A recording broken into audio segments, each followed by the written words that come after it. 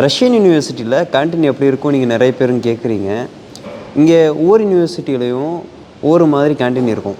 சில யூனிவர்சிட்டியில் இந்த மாதிரி ரஷ்யன் ஃபுட்டு, அதாவது சூப்பு, ப்ரெட்டு, உருளைக்கிழங்கு, சாலடு இந்த மாதிரி இருக்கும். டீ, காஃபி, ஜூஸு, இந்த மாதிரி சில ஸ்நாக்ஸு அந்த மாதிரி விற்பாங்க.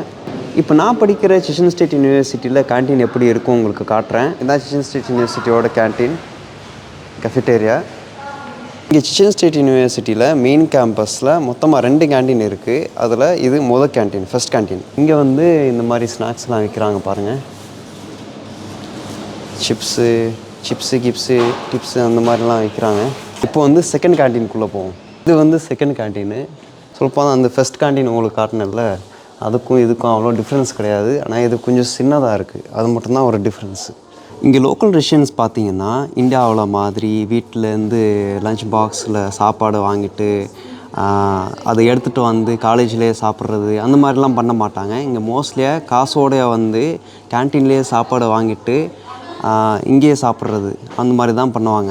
இங்கே செஷன் ஸ்டேட் யூனிவர்சிட்டியோட கேன்டீனில் வந்து பார்த்திங்கன்னா மோஸ்ட்லியாக ஃபாஸ்ட் ஃபுட் தான் விற்கிறாங்க. அதாவது shawarma, nuggets, french fry, burger, pizza, அதே மாதிரி ஸ்நாக்ஸு, குளிர்பானங்கள், காஃபி, டீ அந்த மாதிரிலாம் விற்பாங்க.